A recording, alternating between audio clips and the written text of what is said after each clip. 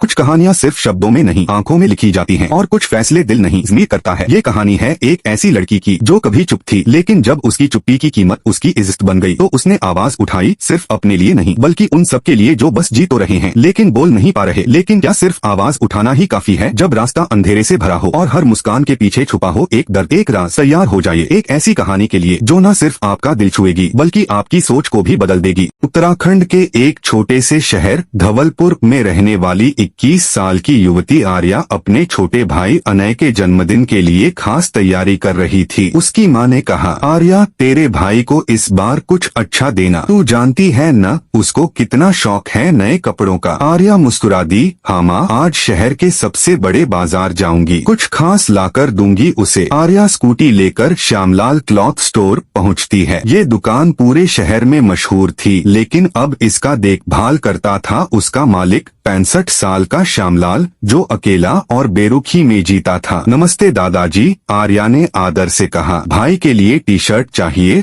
और खुद के लिए कुछ इनरवियर भी। श्यामलाल ने हल्की मुस्कान के साथ जवाब दिया, अरे बिटिया, पहले भाई के लिए देख लो फिर तुम्हारे लिए दिखाते हैं। भाई के लिए आर्या एक प्यारी सी नीली टी शर्ट खरीदती है। अब मेरे लिए एक अच्छी ब्रा दिखा दीजिए, आर्या ने सीधा लेकिन विनम्रता पूर्वक कहा। दुकान में एक दो और ग्राहक भी थे लेकिन श्यामलाल का ध्यान बस आर्या पर था। क्या साइज चाहिए बिटिया, उन्होंने पूछा। आर्या ने थोड़ा संकोच करते हुए कहा, आपको तो अनुभव होगा, जो सही हो दिखा दीजिए। श्यामलाल कुछ सामान्य ब्रा निकालता है लेकिन आर्या को कोई भी पसंद नहीं आती। क्या कोई नया डिजाइन है, आर्या ने पूछा। ऊपर के फ्लोर में नया माल है, चलो मैं दिखाता हूँ, बूढ़े दुकानदार ने कहा। आर्या थोड़ी झिझकी लेकिन शालीनता में ऊपर चली गई। ऊपरी मंजिल पर आर्या जैसे ही पहुँचती है वहाँ कपड़ों के बड़े बड़े गत्ते रखे हुए थे। माहौल थोड़ा अंधेरा और बिखरा बिखरा सा था। उसने पूछा, दादाजी लाइट थोड़ी कम है यहाँ। श्यामलाल ने ऊपर की ट्यूब लाइट चालू की और कुछ नए ब्रा डिजाइन दिखाने लगा। ये देखो बिटिया, ये सब नए माल में आए हैं। आर्या ने ध्यान से एक एक कर देखा लेकिन कोई ठीक फिटिंग का नहीं लग रहा था। ट्रायल करने का रूम है क्या, उसने पूछा। हाँ, सामने दरवाजा है, श्यामलाल ने इशारा किया। आर्या ने ट्रायल किया फिर बाहर आकर कहा, इनमें से कोई भी सही नहीं लग रहा, सब थोड़ा ढीला है। श्यामलाल ने फिर एक बॉक्स निकाला और कहा, ये लास्ट स्टॉक है, इसे देख लो, अगर पसंद आ गया तो ठीक, वरना कोई बात नहीं। आर्या दोबारा ट्रायल रूम में जाती है और इस बार उसे एक ब्रा पसंद आ जाती है। बाहर आकर वो पूछती है, इसका क्या रेट है? श्यामलाल मुस्कुराकर बोला, तुम जितना देना चाहो उतना दे दो। आर्या ने हंसते हुए कहा, नहीं दादाजी, आप दुकानदार हैं, रेट आप तय करेंगे। अब श्यामलाल की मुस्कान कुछ और हो जाती है। उसने झुककर कहा, एक बात कहूँ, अगर तुम एक रात मेरे साथ रह जाओ तो ये सब फ्री में ले जाओ। आर्या के चेहरे की मुस्कान गायब हो जाती है। क्या आप ये क्या कह रहे हैं? उसकी आवाज में अब गुस्सा और घृणा दोनों थे। अरे बिटिया, इसमें बुरा क्या है, मैं अकेला हूँ, कोई नुकसान नहीं होगा तुम्हारा, श्यामलाल बोला। आर्या ने एक लंबी सांस ली। उसकी आंखों में आंसू थे लेकिन वो कमजोर नहीं पड़ी। देखिए श्यामलाल जी, उसने शांत लेकिन सख्त लहजे में कहा, मैंने आपके व्यवहार का सम्मान किया लेकिन आप मेरी मर्यादा भूल गए। ये कपड़ा आप रखिए, मैं किसी और दुकान से ले लूंगी। वो जाने लगी तो श्यामलाल बोला, अब वापसी नहीं होगी, ट्रायल कर चुकी हो। आर्या पलटी और बोली, मैं पुलिस को कॉल करूं या वीडियो वायरल करूं जो मैंने अभी रिकॉर्ड किया है। उसने फोन दिखाया जिसमें उनकी बातचीत रिकॉर्ड हो रही थी। श्यामलाल घबरा गया, बोला, बिटिया मेरी गलती माफ कर दो, मैं